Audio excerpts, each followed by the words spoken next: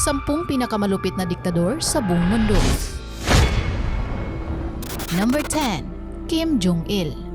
Nang mamatay ang kanyang ama na si Kim Il-sung noong 1994, siya ang pumalit bilang Supreme Leader ng North Korea. Sa kanyang pamumuno, nagpatuloy ang pagsulong ng ideolohiyang Juche na nangangahulugang self-reliance o ang hindi pagtanggap ng tulong mula sa ibang bansa. Isa sa mga kontrobersyal na aspeto ng kanyang liderato ay ang malubhang kakulangan sa karapatang pantao, kalayaan sa pamamahayag at mga kaso ng pagkagutom na milyong katao ang nasawi. May mga ulat din tungkol sa kanyang pagkolekta ng mamahaling alak, sasakyan at mga babae sa kabila ng mga suliraning pang-ekonomiya ng bansa. Inilunsad ni Kim Jong-il ang Military First Policy, kung saan ang militar ang tinitingnan bilang sentro ng kapangyarihan sa North Korea. Ipinagpatuloy rin niya ang mga programa tulad ng pagbuo ng nuclear weapons. Si Kim Jong-il ay pumanaw noong December 7, 2011 dahil sa atake sa puso. Sa kanyang pagpanaw ay pinalitan siya ng kanyang anak na si Kim Jong-un bilang bagong pangulo ng North Korea.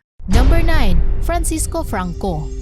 Naging tanyag si Franco sa panahon ng Spanish Civil War na nagsimula noong 1936 hanggang 1939. Matapos ang kanyang tagumpay sa digmaan, kinilala si Franco bilang diktador at naging pinuno ng Espanya. Sa kanyang 36 na taon na pamumuno, pinairal ni Franco ang isang otoritaryong rehimen. Pinigil niya ang mga politikal na kalayaan, kinontrol ang media at pagpapanatili ng kanyang militar na kapangyarihan. Pinagtibay ni Franco ang kanyang ideolohiya, ang Francoismo, na nagtutok sa katapatan sa simbahan at tradisyonal na kultura ng Espanya. Ipinagbawal ang mga wika at kultura ng mga regional na grupo tulad ng Catalan at Basque. Namatay si Franco noong November 20, 1975 at matapos ang kanyang kamatayan ay nagsimula ang pagbabago sa Espanya.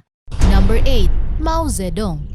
Si Mao Zedong, na kilala rin sa tawag na Chairman Mao, ay isa sa mga nagtayo ng Chinese Communist Party or CCP. Siya ang naging leader ng bansa mula 1949 hanggang sa 1976. Sa ilalim ng kanyang pamumuno, nagsagawa si Mao ng mga pulisiya at reforma tulad ng land reform at Great Leap Forward. Layo nito ang mabilisang pag-evolve ng China mula sa agrarian economy patungong modern industrial society na may malaking kakayahan para makipagsabayan sa mga Western industrialized nations. Pero sa halip na lumago ang ekonomiya ay nagresulta ito sa malawakang pagkagutom sa China. Tinatayang aabot sa 30 hanggang 45 million Chinese citizens ang binawian ng buhay resulta ng pagkagutom, pagmamalupit, prison labor at maging mass execution. Noong 1966, sinimulan niya ang Cultural Revolution, isang kampanya na naglalayong alisin ang mga elemento ng lipunan na itinuturing niyang kontra sa komunismo. Ito ay nagdulot ng kaguluhan, panunupil at pagkitil ng buhay sa daan-daang libo hanggang milyong katao. Pumanaw si Mao noong September 9, 1976 at ang China ay nagsagawa ng mga reforma sa ilalim ni Deng Xiaoping na nagbuka sa bansa sa ekonomikong liberalisasyon at modernisasyon.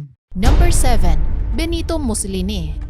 Noong 1922, inorganisa ni Mussolini ang isang malakas na kilusan ng mga fasista at nagsagawa ng mga demonstrasyon at pag-akla sa Italia. Siya ay umupo sa kapangyarihan noong October 28, 1922 at agad na itinatag ang isang otoritaryang rehimen. Ipinatupad ang mga patakaran ng pagsupil sa karapatan, kalayaan ng pamamahayag at pagsasamantala ng media upang kontrolin ang impormasyon. May mga batas na nagpapalakas ng kontrol ng Estado sa ekonomiya at lipunan. Nagdulot naman ito ng ekonomikong pag-unlad sa unang yugto ng kanyang pamumuno, ngunit nauwi sa malawakang kahirapan at pang-aapi sa huli. Nakipag-alyansya siya kay Adolf Hitler at naging isa sa mga pangunahing leader ng Axis powers sa panahon ng World War II. Noong 1943, nang mawala ng kumpiyansa ang mga kasamahan ni Mussolini sa kanyang pamumuno, tinanggal siya sa kapangyarihan at hinuli. Itinapon siya sa isang bukid, ngunit pinalaya siya ng mga Nazi. Sa paglapit ng mga Allied forces noong 1945, nagtago si Mussolini pero nahuli siya ng mga ito. Pinaslang siya at ang kanyang mga kasamahan noong April 28,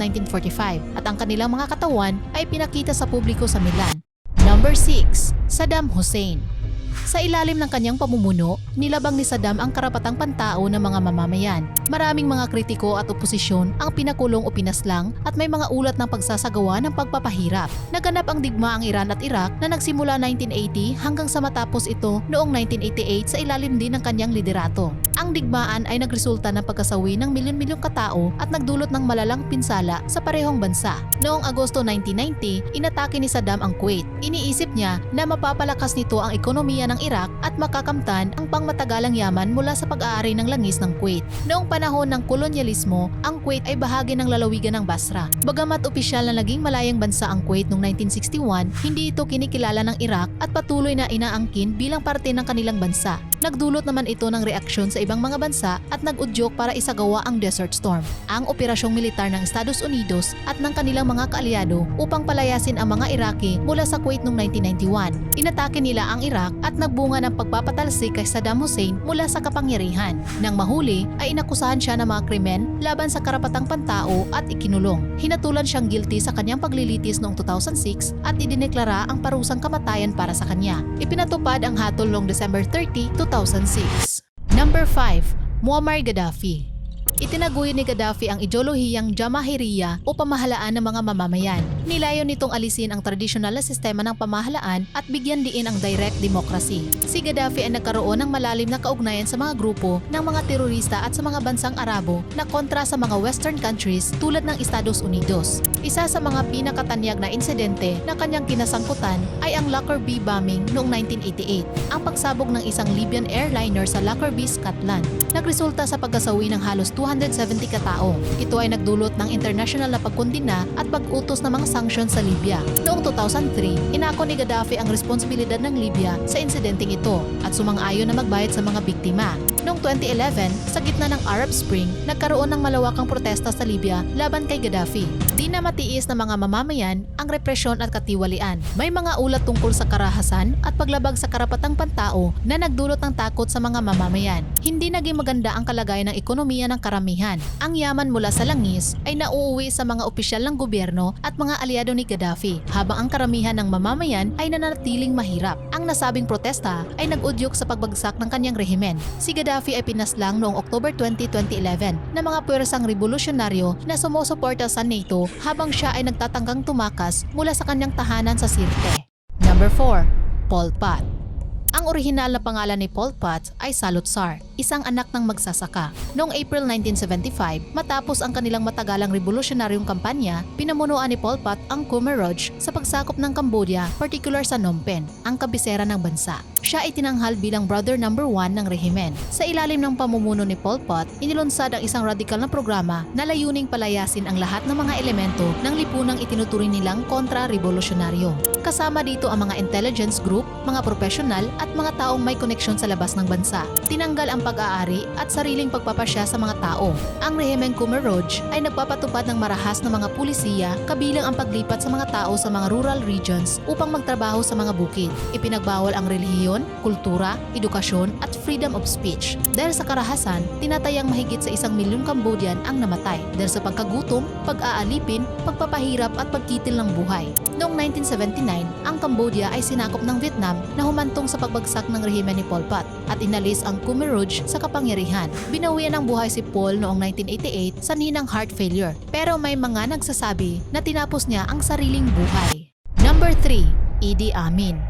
Noong January 25, 1971, si Amin ay naglunsad ng isang kudita at tinanggal sa kapangyarihan ang dating Pangulo na si Milton Obote. Dahil doon ay tinanghal siya bilang Pangulo ng Uganda. Sa ilalim ng kanyang pamumuno, naging kilala siya sa karahasang pangmilitar, karahasan laban sa mga oposisyon at mga paglabag sa karapatang pantao. Inilunsad niya ang mga patakaran na nagpapahintulot sa pagpuksa at pagkitil sa buhay ng mga kalaban ng Estado. Nagdulot ito ng pagkakawatak-watak at takot sa buong bansa. Tinagurian si Amin bilang Butcher of Uganda at nasa 300,000 katao ang naging biktima niya. Pinaalis ang mga Asians na nagmamayari ng mga negosyo at nagdulot ng pagbagsak sa ekonomiya. Noong 1979, napilitang umalis si Amin mula sa Uganda matapos mapabagsak ang kanyang rehimen sa tulong ng mga puwersang Tanzanian at mga rebelde na Ugandan. Binawian siya ng buhay noong August 16, 2003 sa Jeddah, Saudi Arabia, pero hindi malinaw ang mga detalye ng kanyang pagpanaw. Number 2. Joseph Stalin.